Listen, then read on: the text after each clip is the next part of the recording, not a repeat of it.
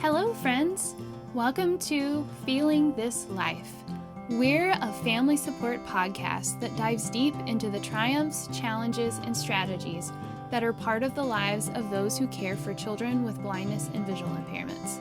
I'm Paige Maynard, and I'm a teacher of the visually impaired and an early interventionist at VIPS, Visually Impaired Preschool Services.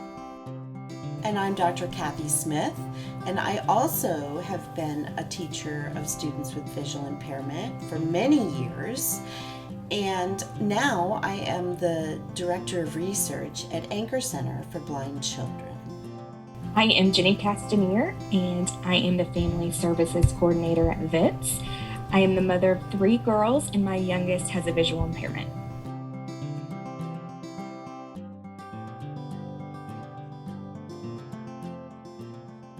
As Family Services Coordinator for VIPS, I handle all of the intake of our new families.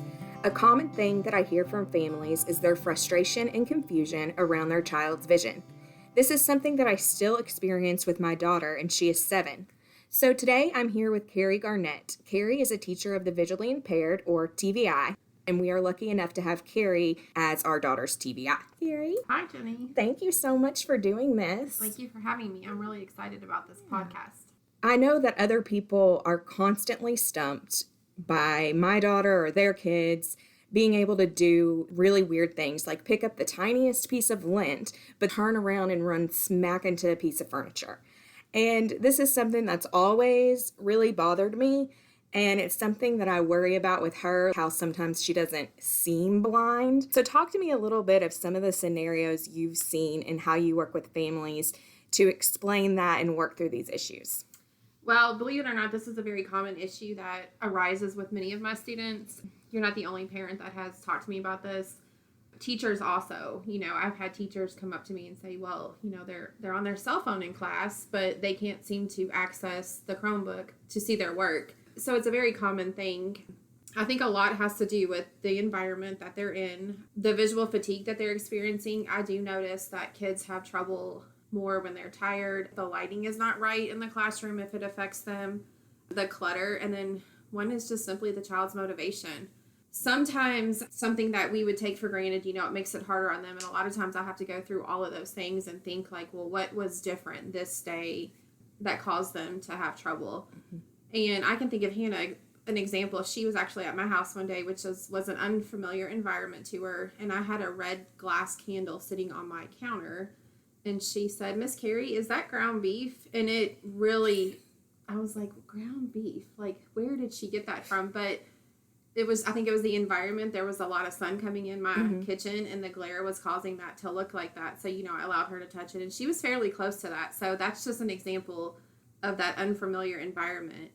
And then a lot of times, if she's not motivated or if she's not focused, she won't see things that she would on a day when she's really focused. Mm-hmm. But again, I think the lighting and the environment and the fatigue is something that many people don't think about.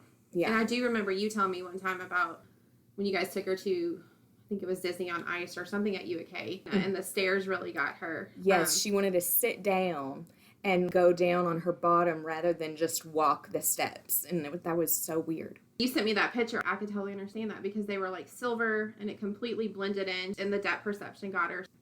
In kindergarten, she had her teacher and her teacher assistant, and they didn't look alike at all.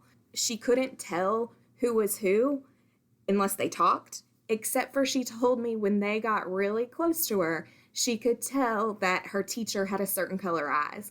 And I thought to myself, you've got to be kidding me. You can't see which teacher is which in the room, whether just by movement or body shape, but you can see the color of their eyes. Mm-hmm. I remember you talking about that, and we're like, how in the world? But that goes back to a person's face being so hard for our kids to identify. It's just things like that I have to do a lot of explaining to not only teachers, but parents as well, just so they understand that. I don't like to say their vision fluctuates, but depending on the environment, it's going to affect their vision a lot. Mm-hmm. Yeah. You do such a great job advocating for all the kids you work with.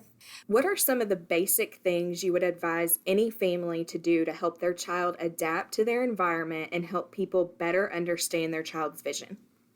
Well, I think that starts at a very young age. I think it's extremely important for parents to talk to their child about their visual impairment and allow them to ask questions. I've seen a lot of times where, it's hard. You don't always want to accept it.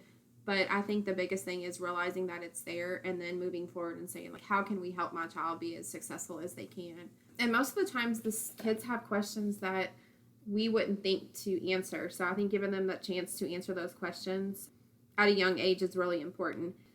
One of the things that just drives me crazy is a lot of my high school kids, they can't see the menus at fast food places when they go in it.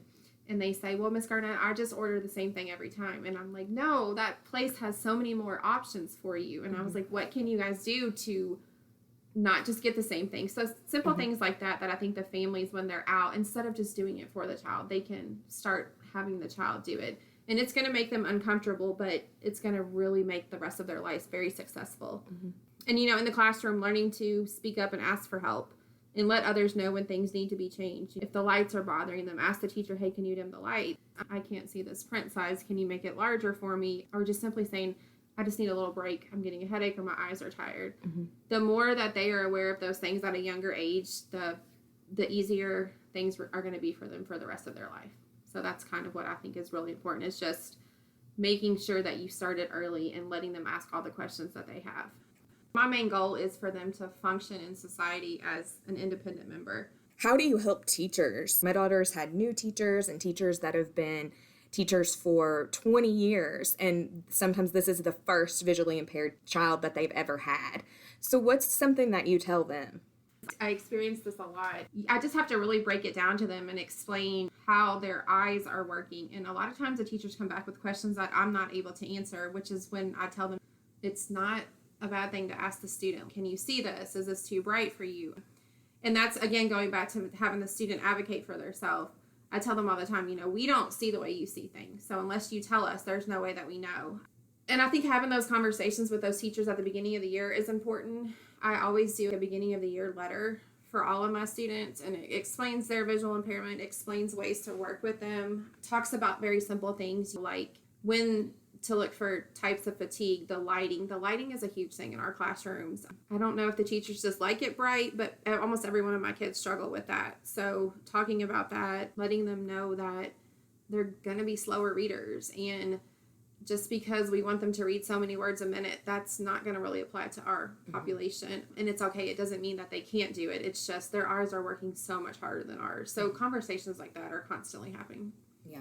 I've noticed that this year, since she's had a certain number of sight words to learn and starting doing small books, she'll come home from school and be really tired or say she has a headache. So I think that's, that eye fatigue kicking in.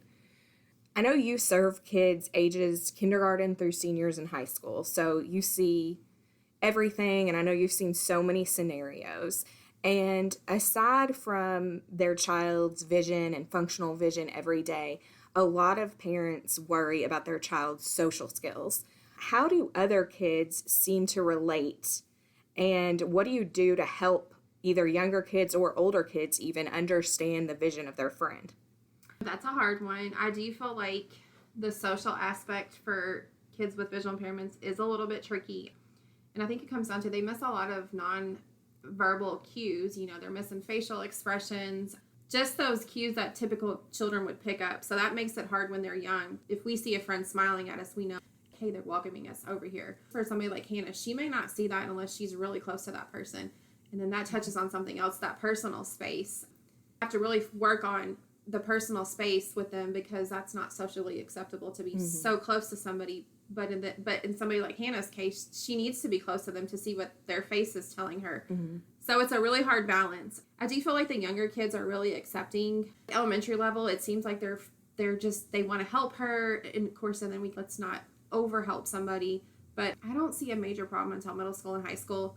And I think it's on both ends. You have the kids that don't want to be different. And then you have the peers that are like, well, they're different. I don't know if I want to be friends with them. So it becomes a challenge.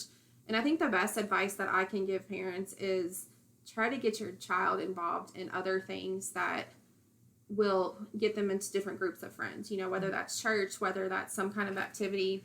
A lot of our kids can't play sports, so that makes it hard. But there are sports out there that they can do. I have a student going to middle school, and he's in the Boy Scouts and has done really well with that. Mm-hmm. So that's an outlet because he could not do a sport that he wanted to do. So I think the biggest thing is getting them involved and letting them see different people so they can start not just relying on their school friends for that relationship. I know you will follow Hannah throughout.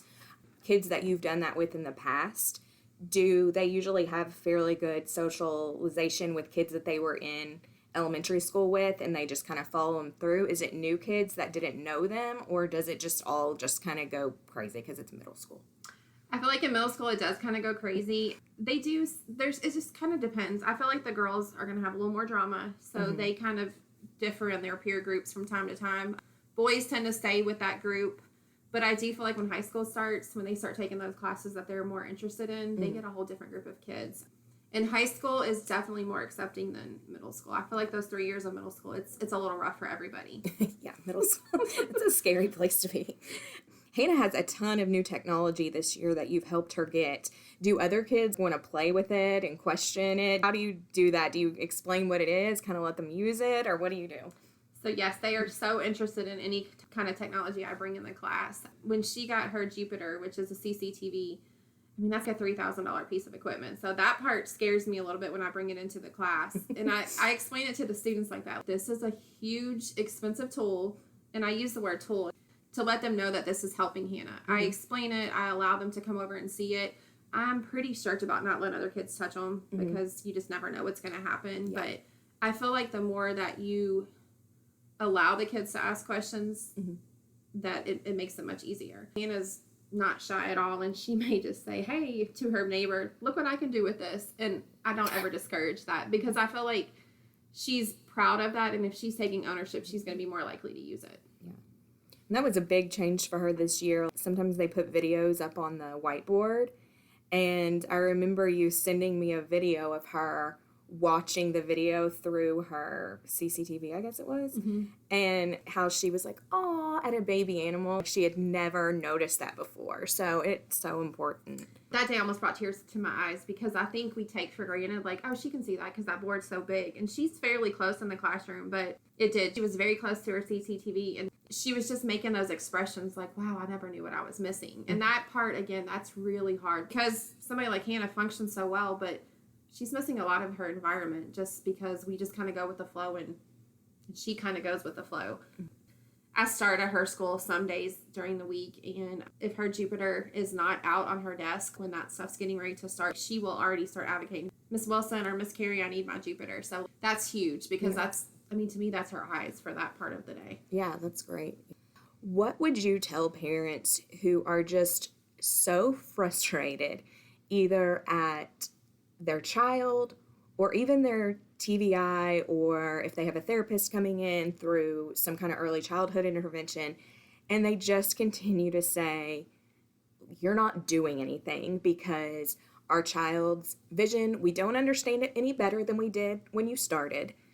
We don't see them changing at all. What would you say to them to encourage them to kind of stick with it, and even if you don't see these huge milestones that you want to, all these little pieces together are what make the difference? Yes, and I think that's big. I'm guilty of it. When I start something, I want results instantly, and I think parents are the same way. They think somebody's going to come in and we're going to have all the answers and be able to do everything to help their child, which we are helping them, but it does take a lot of time. So when they're little, the milestones are going to be very small, but the big thing is consistency. And if you practice those skills that were, something even small as focusing or tracking, that is going to help them tremendously when they get into that school setting and they already have those skills. I think I see the biggest growth in kids from middle school to high school. Honestly, it's just like something clicks and that they really know what they need by that point. That is a long way off, but I do feel like if parents can just understand, it's going to be very, very minimal progress, and it's the consistency and just believing in what is happening that their child will get to whatever goal that they're setting. Yeah, I think that reminds me that when she was really little and we went to a doctor appointment, there was one doctor that said we could do this surgery and this surgery. And our initial reaction, my husband and I, were like, yes, because to us that meant something was happening. We were doing something. But then, of course, we always get a second opinion, do our research. We realized that that surgery probably is a little too risky for the functional vision that she does have. And so we didn't do it, and we still have not done the surgery. We're just kind of waiting to see if it would be the right thing. But it was really hard for me to give up on that surgery because I felt like I wasn't doing anything for her. We had early intervention coming in the home, and she was learning Braille outside of preschool, doing all sorts of things. But to me, since she wasn't making big changes, really hard to give up that surgery because I just wanted to say, we did something and it's done and here's this change.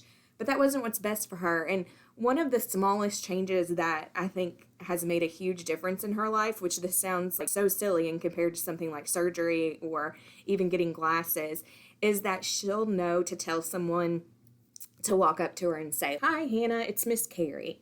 And we've really worked on that at school because she knows a lot of the teachers and she knows where their classrooms are, so she knows kind of where they are. But if they just walk up to her out of nowhere, unless they say who it is, she has to get pretty close, like you said, for her to realize. So her just getting people to say, "Hi, Hannah, it's Miss So-and-so, it's Mr. Smith," whatever, has made just a huge difference in her. And I never would have thought that something so small would have made me feel like something was actually happening. Mm-hmm. And I think that's important that you hit on that. And Hannah is so smart. With that being said, there are days she kind of knows my schedule. And if I'm not there when I'm supposed to be there, I do hear about it. Watch out.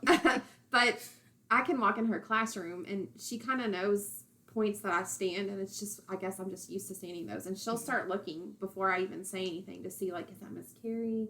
Or she knows that normally when I come in on Monday morning, I set my stuff at this certain table and she'll come over there. That's a huge skill. And that doesn't sound like you're using your vision, but she is because she's learning different parts in that classroom of where things are. That's a huge point that you said. Something that small makes that big of a difference.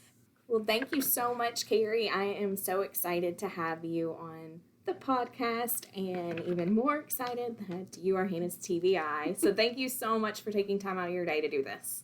You are so welcome, and I appreciate it. And like I said before, I am so excited about this podcast. I have a lot of younger kids that are coming into our district, so this is something that I definitely want to share with them. Just another source of information for them, so I think it's amazing.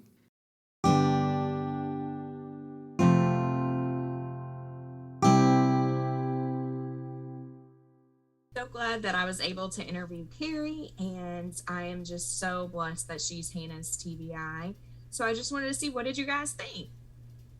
I thought it was great. I loved being able to hear you and Carrie talk to one another, and also to see some of the nice things about how close you are and how your relationship with her has grown as you have worked together to try to learn more about Hannah's vision. And I think one of the most interesting parts of the conversation, I think, to me, was that talking about the ground beef. How fun and funny of a story is that? But I think it just goes to show how sometimes, us as the adults, we don't always really notice what our kids can and maybe don't see as well.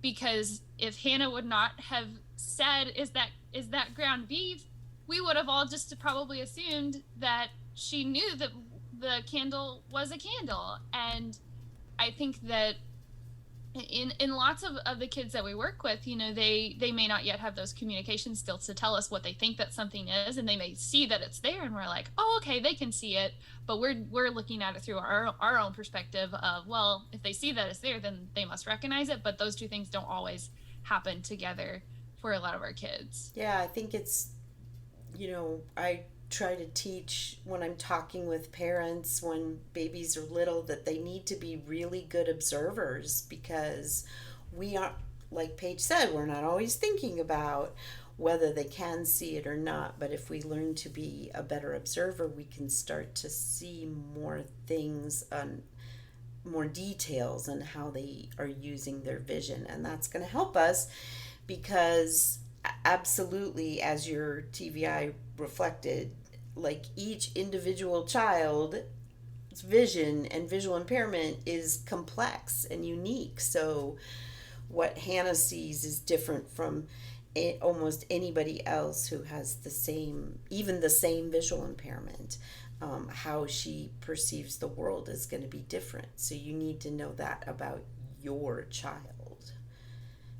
So I also think, in hearing you say that, Cathy, that it is the complexity part of it, I think, is an important thing to think about, because it may not always just be, can the child see this or can't they, but all of the multiple factors that go into that, like how contrast impacts them, or the size of the object, or how far it is away, or the lighting. And so it may make it hard for, I think, a lot of the families to tease out exactly what it is, because there are so many factors where oftentimes for us as sighted people, we're just like, oh, I can see that or I can't. And I think that's a good thing to think about and to talk about. I think that's good to remember what you said about how different things affect it, because I've seen Hannah before that she'll know what something is and it's right there, but if it's a really sunny day or something, or I turn on an extra light, she might run into it, or she might not know what it is and kind of go up and look at it and try to figure out what that object is, and then she's like, oh, well, that's always here. Like, it takes her a minute too. Yeah, and that novelty thing, right? So is it always there, or or is it not there when it's bright all of a sudden? And we can see, because we have vision, we can see the whole of the situation that we're in, and they kind of have to look at the different pieces. So today it might be there. To me it might not be. Mm-hmm. I think when Carrie talked about the social skills and how they get, you have to get really close to someone, or just getting them to identify who they are, that's kind of the same situation where, like, yeah, she knows who that teacher is, or even someone like her aunt or uncle who she sees a lot, but if they're walking towards her in an unfamiliar environment, she'll probably just walk on past them like she doesn't even know who they are. Right. Yes. Yeah. Right. I know. So an example I can think of that is a couple of years ago at Anchor Center, the board wanted us to have this conversation about having uniforms, so all wearing the same thing. And I came in and I was listening, and I'm like, no,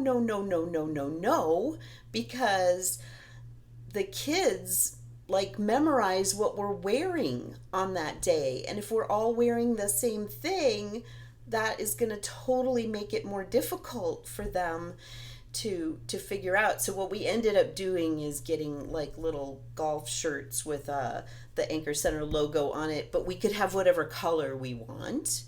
And then the kids could be like, oh, Miss Cathy has the purple shirt on today, or whatever.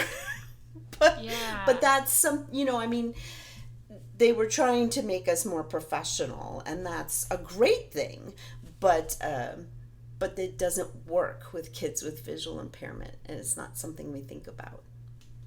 Yeah. Another thing, Jenny, that in your conversation with Carrie that you guys were talking about that I think is also important for us to address is that visual fatigue part of that, and how that impacts the way that kids use their vision. And Cathy, I know that you know a little bit of research on that, so can you share that? Yeah, so as we learn more about the brain and how the brain processes vision, we're learning that not only is just seeing and interpreting what things are, but then we add on those more higher level executive function skills, like being able to read or do academics or do a movement task. So all those require different parts of your brain to work together. Mm-hmm. And someone who doesn't have that fast processing of vision is going to fatigue much easier. So yeah, we'll put a link in the show notes to some of that research so you can go look at it. But it's pretty fascinating, and I love learning about how the brain processes vision and other things together. Yeah, that reminds me of a part of my life that I'd had some things happen with my vision. I had a really severe eye injury several years ago, and as part of the injury, the vision in my left eye was just almost gone. I had, I believe, like Count's fingers or light perception would have been, on my doctor's chart of what my left eye could see. And I was working on my master's degree at the time, and I still had college coursework I had to do in the midst of this injury. And I was, in between surgeries and medications and all kinds of things like that. And while doing all of my coursework, I was doing it with one eye. So I would put my hand up and cover up my left eye, because, that was a struggle with just, my vision had changed quite a bit. And as I was trying to read, I found like my eyes just getting so tired. I mean, I was light sensitive because of the injury, but in addition to that, I was just, this is such hard work to like track the line to the next line when I'm reading, or to like think about what I'm reading as I'm reading it, and do all those things that good readers do whenever they're reading. And that was, I think, a really interesting experience for me. And I think it was really eye-opening to like experience that my brain was trying to do something that was really, really hard. And it was really difficult because of what my vision was at the time. So that was a time that I experienced that. Yeah, and so being aware of that visual fatigue is really important, and what that would look like in a young child would be sleepiness, irritability, sometimes rubbing their eyes like, they've got something in there, or even looking away because it's just too much. So they, unlike Hannah, who can tell you when she's tired, those babies and young children can't tell you. So we need to be good observers, I think.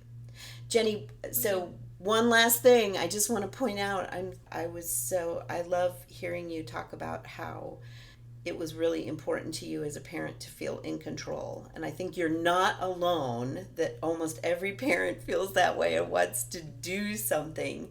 So it was great to hear you talk about that. Yeah, and I still struggle with that. She's 7 years old, and I still just second guess myself and try to think of what can I do to help this, which is actually me trying to control the situation. So I just have to remind myself to take a step back and remember the things that we are doing, and remember that I think that we're on a really good path right now. We're very lucky to have such a wonderful TVI, and very lucky to be in a public school system that works with us as parents and works with Hannah. The principal at the school has been amazing, all of her teachers. So I wanted to offer that as a bit of encouragement as well. I know a lot of our listeners have children kind of far out from kindergarten, but you hear these stories about transitioning to public school, and I just have to say that our experience has been nothing but wonderful. Yeah, thanks for sharing your interview with us. Thank you so much for listening to Feeling This Life. Please consider subscribing to Feeling This Life wherever you get your podcasts.